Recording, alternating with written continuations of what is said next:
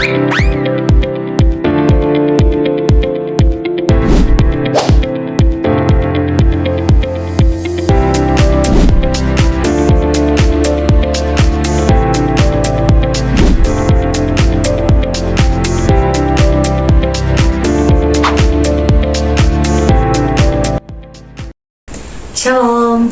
ya terima kasih kepada teman-teman yang sudah menyempatkan dirinya yang mau menonton video kami pada saat ini.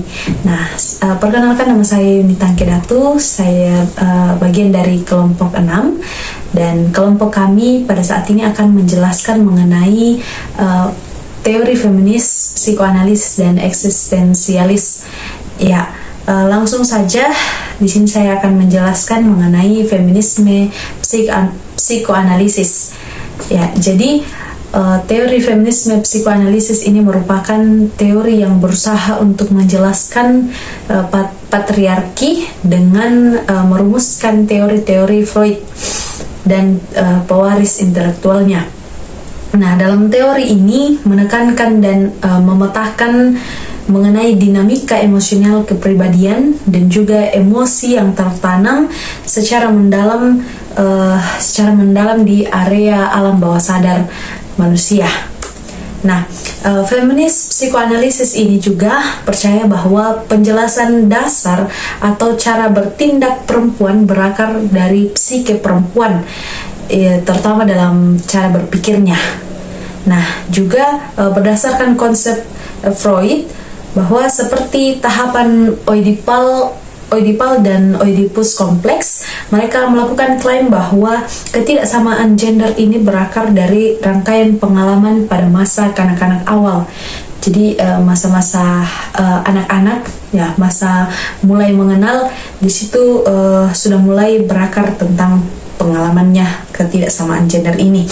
Dan kemudian hal tersebut tidak saja dari pengalaman masa kanak-kanak ini tidak saja menyebabkan laki-laki memandang dirinya sebagai sesuatu yang maskulin dan perempuan memandang dirinya sebagai sesuatu yang feminis, melainkan juga mengakibatkan cara pandang masyarakat menganggap bahwa maskulinitas lebih daripada feminitas.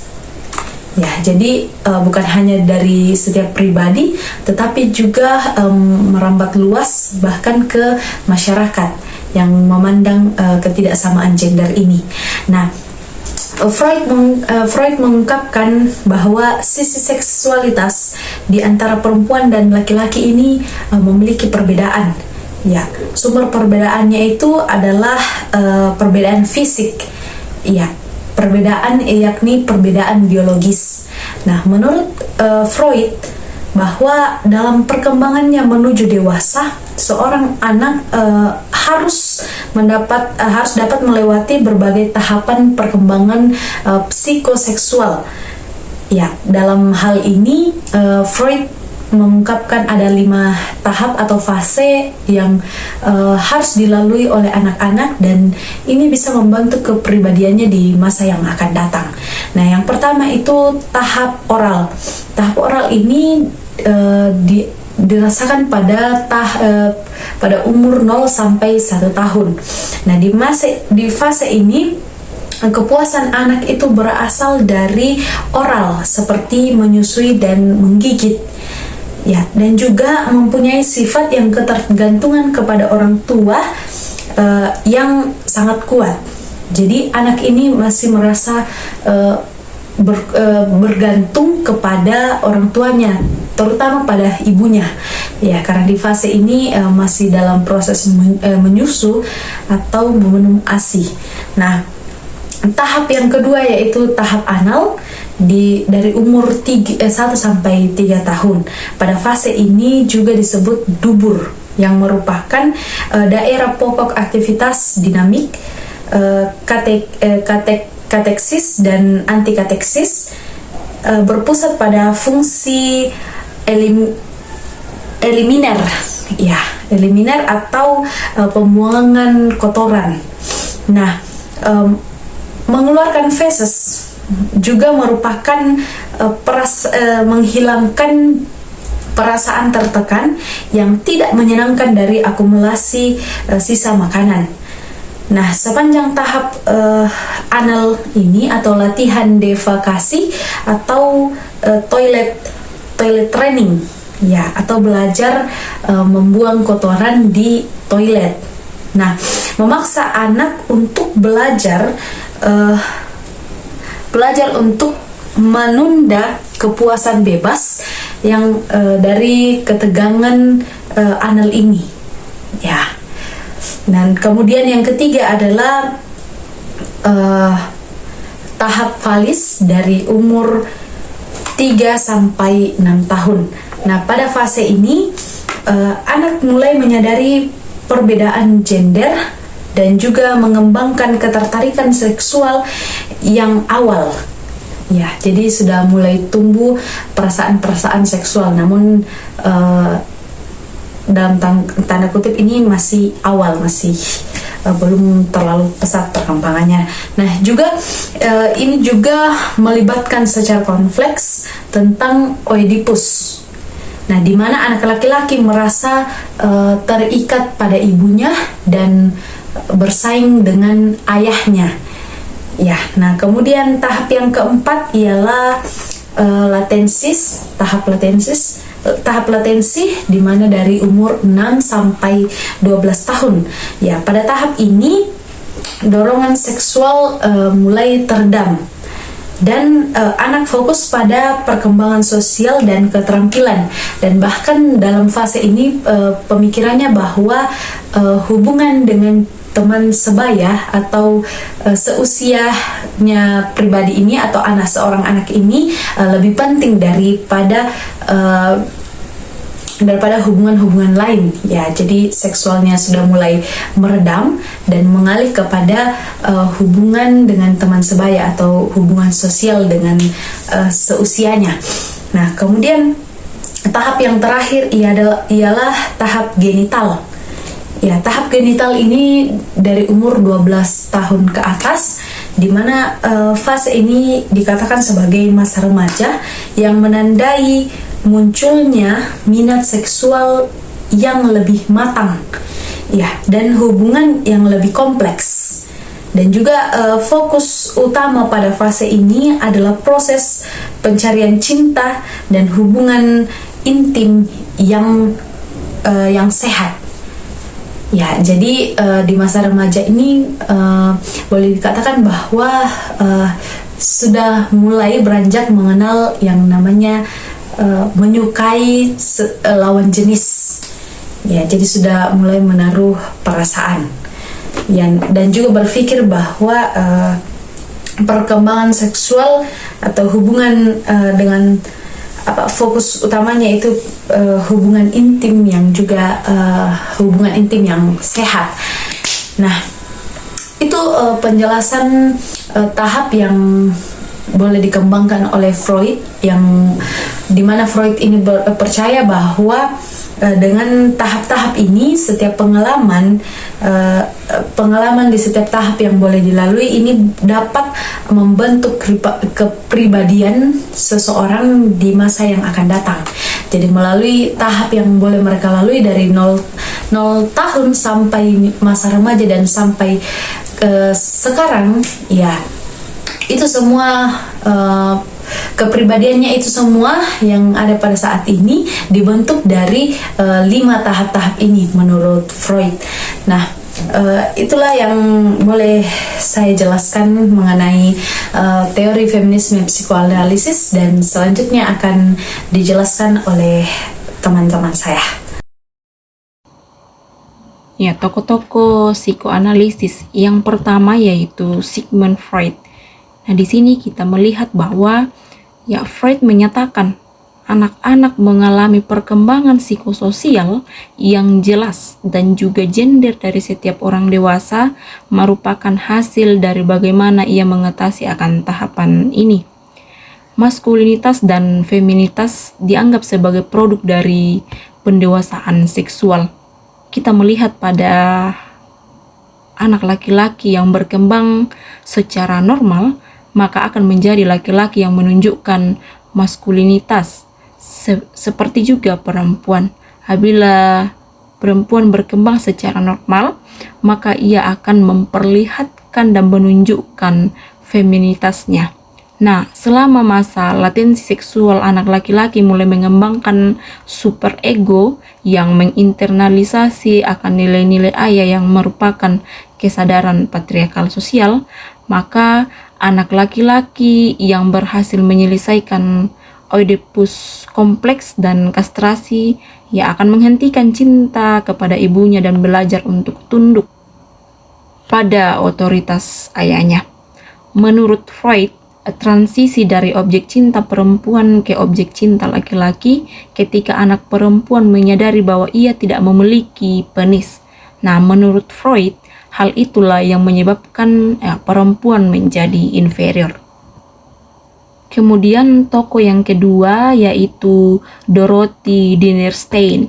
Nah, di mana Dorothy ini mengklasifikasikan 6 karakteristik yang berhubungan dengan gender, di mana yang pertama yaitu adanya keobsesifan seksual anak laki-laki yang lebih besar, di mana laki-laki menutupi ketidakmampuan menguasai ibunya di masa lalu dengan menguasai istri atau kekasihnya. Yang kedua, perempuan dibisukan dari dorongan seksual. Yang ketiga, hubungan gender didasari perasaan bersalah perempuan terhadap ibunya. Kemudian yang keempat, perempuan selama ini dianggap sebagai benda, sedangkan laki-laki dianggap sebagai saya. Nah, yang kelima, adanya ambivalensi umum terhadap tubuh. Kemudian yang terakhir, yang keenam, adanya perjanjian tak tertulis bahwa laki-laki di ruang publik dan perempuan di ranah privat. Tokoh yang ketiga yaitu Nancy Chodorow. Nah, di dalam hal ini Nancy memiliki dan menyatakan bahwa ia heran perihal mengapa seorang perempuan ini menjadi ibu. Tetapi ia juga menolak penjelasan bahwa perempuan memiliki naluri untuk melakukan pengasuhan anak karena diarahkan oleh alam. Nah, keinginan menjadi ibu dan melakukan pengasuhan anak mulai dikembangkan saat perempuan masih dalam tahapan pra-Oedipus, di mana laki-laki merasa tubuhnya beda dengan tubuh ibunya. Kemudian tokoh yang keempat yaitu Jack Lacan, di mana tokoh ini menyatakan bahwa penyebab terjadinya diskriminasi terhadap perempuan disebabkan oleh aturan-aturan simbolis maskulin dalam masyarakat, di mana Lacan menyebutnya sebagai aturan bapak atau law of the father. Nah, di sini ada 3 tahap aturan tersebut yang meresap pada individu atau seseorang, yaitu tahap imajinasi, di mana antitesis dari aturan atau simbolis menyatu dengan ibunya. Kemudian tahap kaca, di mana bayi melihat refleksi dirinya pada ibunya. Kemudian tahap oedipal, di mana di situ menjaga jarak dengan ibunya, di mana ibunya dianggap the other. Tahap ini berhubungan dengan ibu melemah dan interversi ayah dimulai. Selanjutnya, laki-laki mulai berbicara atau berbahasa, di mana ia diterima oleh masyarakat, sedangkan anak perempuan tidak. Selanjutnya, aturan simbolisasi yang syarat dengan aturan laki-laki yang diekspresikan melalui bahasa-bahasa dan cara berpikir maskulin atau laki-laki yang mengakibatkan perempuan dalam kesulitan. Keempat tokoh inilah yang menyatakan bagaimana ketidaksetaraan gender antara laki-laki dan perempuan menurut dan ditinjau dari sudut pandang psikoanalisis. Baik, materi selanjutnya yaitu feminisme eksistensialis. Feminisme eksistensialis merupakan pemikiran filsafat yang dikembangkan di awal 1940 sampai 1960-an yang mempunyai dua aliran, yakni teis dan juga ateis. Filsafat eksistensial digagas oleh seorang filsuf yaitu Sartre yang mengatakan bahwa eksistensi mendahului esensi, yang artinya bahwa segala sesuatu baru dapat dimaknai jika dia ada terlebih dahulu. Bagaimana eksistensi ini menjadi sangat berkembang? Itu karena dipengaruhi oleh dua tokoh, yaitu yang sering disebut sebagai tokoh feminisme eksistensialis, yaitu yang pertama Simone de Beauvoir. Dia mengatakan bahwa perempuan sering didefinisikan dan dibedakan dengan laki-laki berdasarkan fungsi biologisnya, yaitu mengandung dan juga melahirkan. Dalam bahasa Latin yaitu tota muler in utero. Yang kedua, Simone de Beauvoir juga mengatakan bahwa persoalan penindasan perempuan berasal dari adanya beban reproduksi di tubuh perempuan. Itulah sebabnya perempuan dianggap memiliki posisi tawar yang rendah dibandingkan dengan laki-laki. Karena pembedaan itu, perempuan menjadi lemah dan juga perlu untuk dilindungi oleh laki-laki. Akibatnya perempuan menjadi objek dari subjektivitas laki-laki. Nah, laki-laki sering disebut sebagai sang diri, dan sedangkan perempuan dianggap sebagai objek. Kemudian filsuf yang kedua yaitu Jean-Paul Sartre. Sartre adalah aliran yang juga menganut feminisme eksistensialis ateis yang memiliki pikiran utama bahwa ada 3 modus yang ada pada manusia, yaitu ada pada dirinya, dalam bahasa Latin entre en soi, dan ada bagi dirinya etre pour soi, dan juga ada untuk orang lain etre pour les autres. Ada pada dirinya di sini dijelaskan adalah yang digunakan manusia atau subjek sebagai membahas objek dan manusia yang tidak berkesadaran atau aktif dalam memberi makna. Kemudian ada bagi dirinya entre pour soi, adalah manusia yang memiliki kesadaran relasi dengan manusia, yakni konsep tentang ketiadaan atau nothingness. Manusia juga memiliki aktivitas yang meniadakan. Nah, feminisme eksistensial juga ini merupakan cabang feminisme yang berakar pada filsafat eksistensialisme yang juga dipengaruhi oleh dua tokoh tadi, yaitu Jean-Paul Sartre dan juga Simone de Beauvoir. Dan juga aliran ini itu menekankan kebebasan individu, pilihan dan juga tanggung jawab pribadi, serta bagaimana pengalaman hidup perempuan dipengaruhi oleh struktur sosial dan budaya patriarkal.